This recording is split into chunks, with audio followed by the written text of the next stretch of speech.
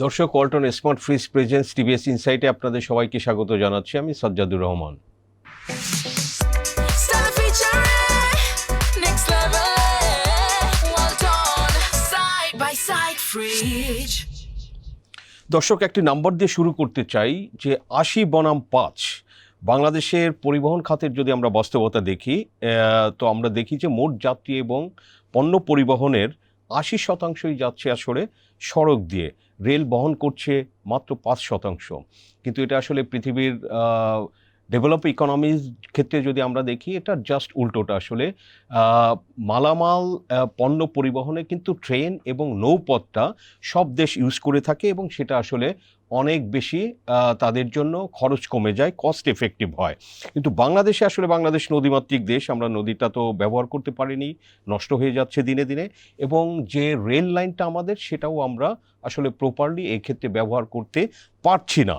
তো এই সমস্ত বিষয় নিয়েই আসলে যে কি অবস্থা এবং সরকার কি করতে চায়, তো সেগুলো নিয়ে আসলে একটা বিস্তারিত রিপোর্ট আজকে টিভিএসে পাবলিশ হয়েছে।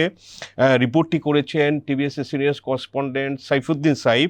সো দর্শক, আমরা সাইফের সঙ্গে আলোচনা করব যে আসলে পরিকল্পনা কমিশন কি মডেল নিয়ে তারা এগোচ্ছে এবং তাদের লক্ষ্যটা কি, মালবাহী ট্রেন তারা কিভাবে আসলে উন্নীত করতে চায় এবং কি কি করতে চায়, বিস্তারিত আসলে তারা একটা ইন্টিগ্রেটেড একটা পরিকল্পনা নিয়েছে। আমরা সেটা নিয়ে আলোচনা করব এবং আপনাদের সঙ্গে শেয়ার করব।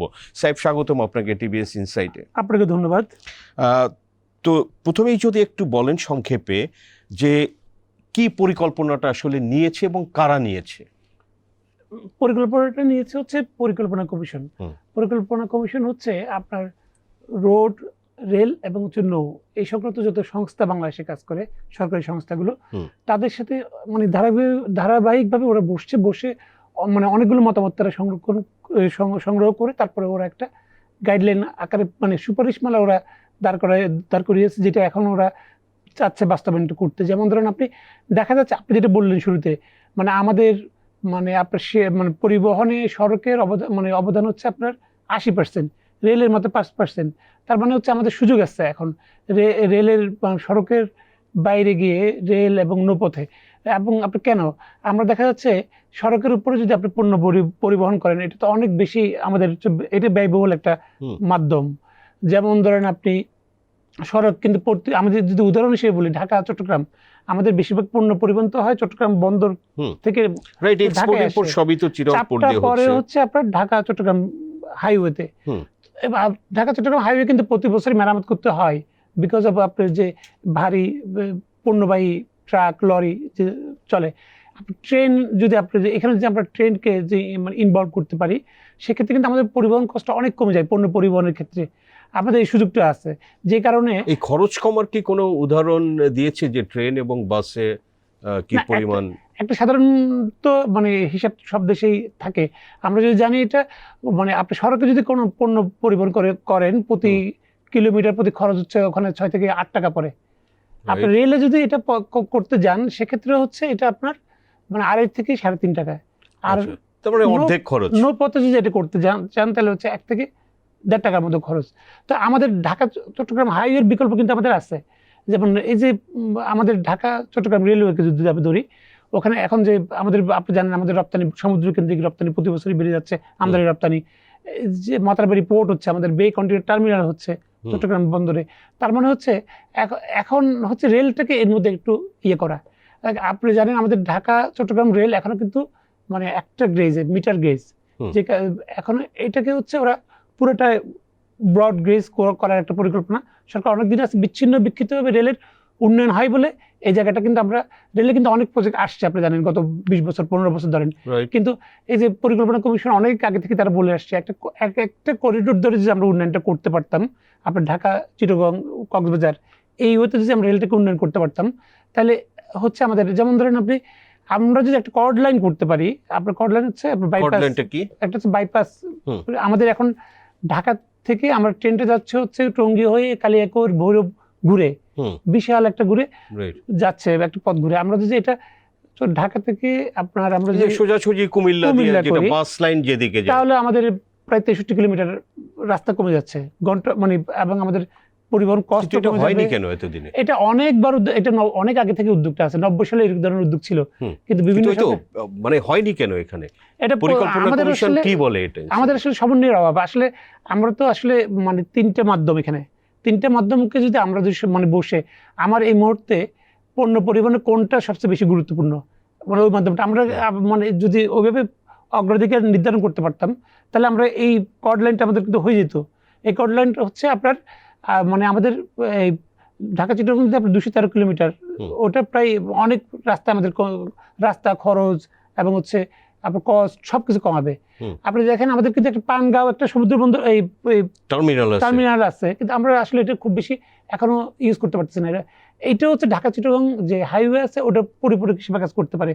আপনি জানেন, আপনি এটা কি নৌ রুটের কথা? নৌ রুটের কথা বলতেছি। আচ্ছা, এই প্রশ্নেই আসছিলাম যে রেল তো বললেন, সো এই যে একটা সমন্বিত পরিকল্পনা তারা করছে, এটা কি এই নতুন সরকারের জন্য তারা এটা করছে? ওকে, তো এখানে আপনার এই যে পানিপথ নিয়ে, বাংলাদেশ তো শুরুতে আমি বলছিলাম যে নদীমাতৃক দেশ, নদীগুলো নষ্ট হয়ে গিয়েছে, অনেক নষ্ট হচ্ছে, বাট তারপরেও তো ধরেন যে এখনও বাংলাদেশে প্রচুর নদী আছে, খাল আছে, ক্রিস ক্রস করা, তো এগুলো কিভাবে আসলে ব্যবহার করতে পারে সেগুলো নিয়ে এখানে কি বলছেন? আপনি মানে আমরা যদি আপনি বললেন যে নদী পথে কিন্তু এই পণ্য পরিবহনের খরচ অনেক কম।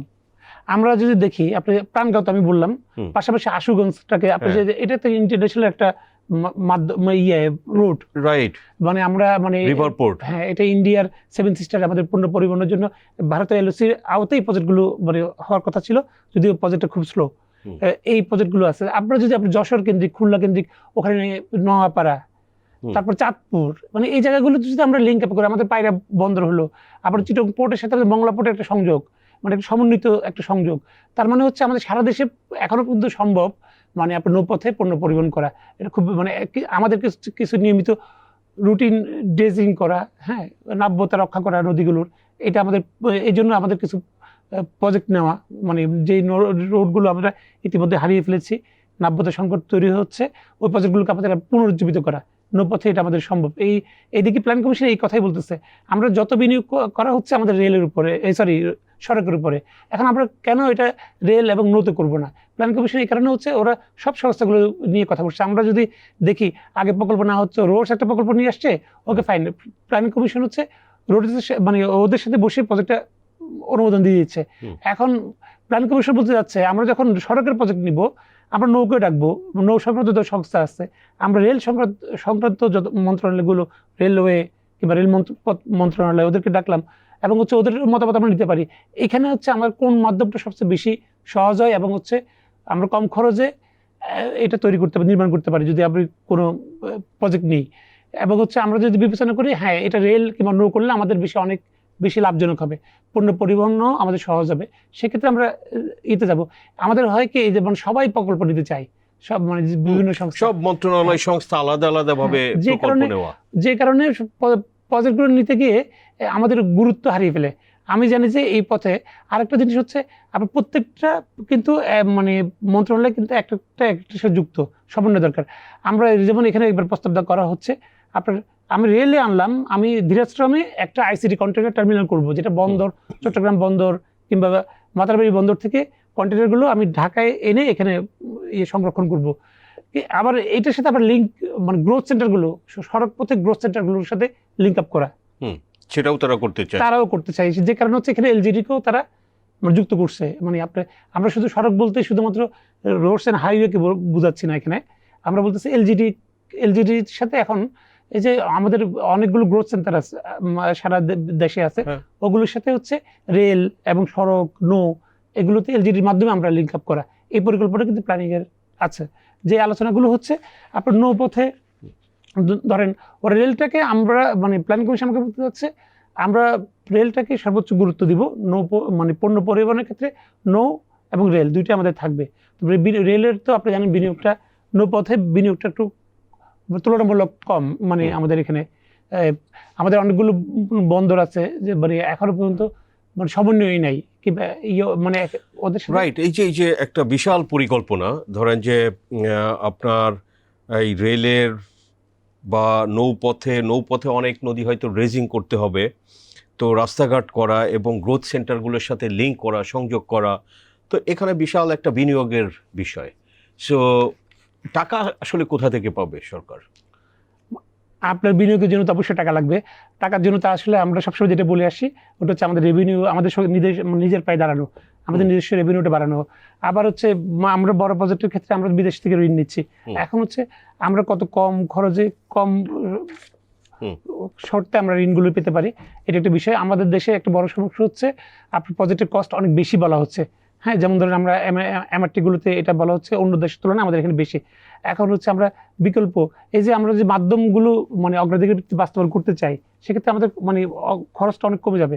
এবং হচ্ছে আমাদের এখানে একটা বড় সমস্যা হচ্ছে আমরা প্রপারলি মানে ফিজিবিলিটি স্টাডি করা হয় না, যে কারণে মাঝপথে বারবার প্রজেক্ট ডিলে হচ্ছে, নকশা চেঞ্জ করতে হচ্ছে, খরচ বেড়ে যাচ্ছে।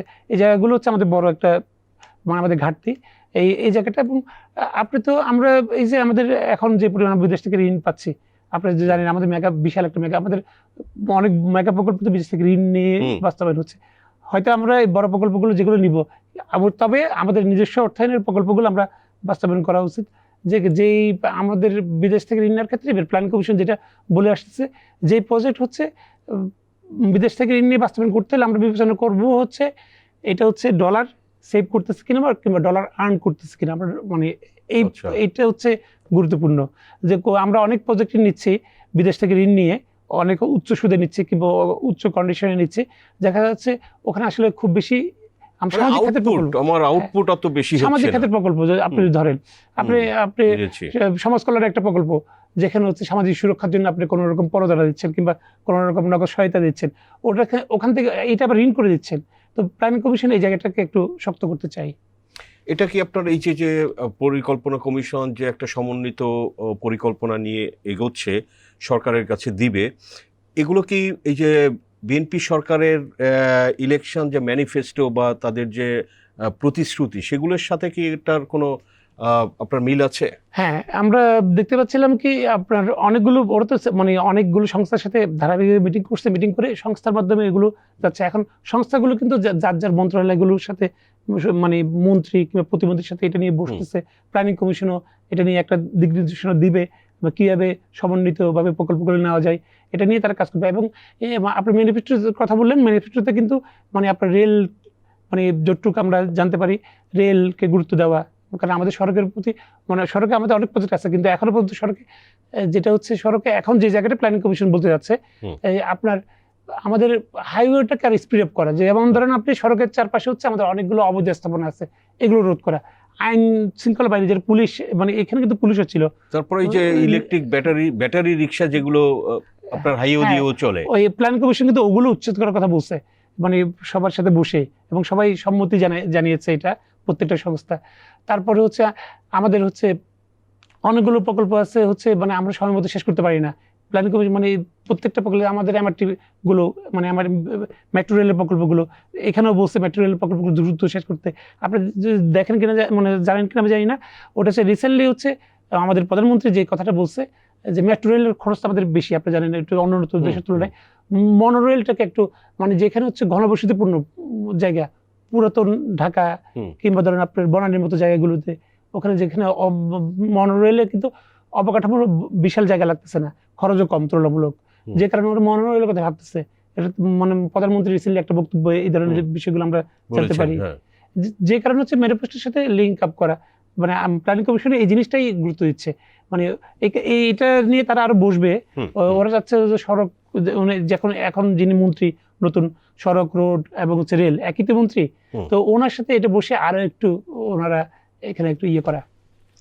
ওকে সাইফ, আপনাকে অসংখ্য ধন্যবাদ টিভিএস ইনসাইটে সময় দেওয়ার জন্য। আপনাকে ধন্যবাদ। দর্শক, আমরা আলোচনা করলাম যে পরিকল্পনা কমিশন যে বাংলাদেশের পরিবহন খাত নিয়ে একটা সমন্বিত উদ্যোগ নিয়েছে, রেল, নদীপথ এবং সড়ক পথ, এই তিনটাকে কিভাবে আসলে আরও এফিশিয়েন্টলি ব্যবহার করা যেতে পারে, যেটা আমাদের এখন এক্সেসিভলি আমরা রোডের উপরে ডিপেন্ডেন্ট, তো এটা আসলে কমানো, এবং যেটা রেল এবং নদীপথে গেলে কিন্তু আমাদের ব্যবসা বাণিজ্যের খরচ অনেক কমে যাবে। বাট এগুলো আসলে অনেক সময় অনেক বছর ধরেই আমরা শুনছি, এগুলো কাগজে কলমের মধ্যেই দেখছি, বাট আশা করি আসলে এগুলো হবে সামনে। নতুন সরকার আসছে, তাদের প্রতিশ্রুতি আছে এবং এগুলো আসলে জাতির জন্য দীর্ঘমেয়াদে আমাদের বাংলাদেশকে অর্থনৈতিকভাবে কিন্তু অনেক এগিয়ে নেবে এগুলো যদি করতে পারে। সো দর্শক, আমরা আলোচনা করলাম, আপনাদের সঙ্গে শেয়ার করলাম। আমাদের আলোচনা ভালো লাগলে লাইক করবেন, শেয়ার করবেন। সবাইকে ধন্যবাদ।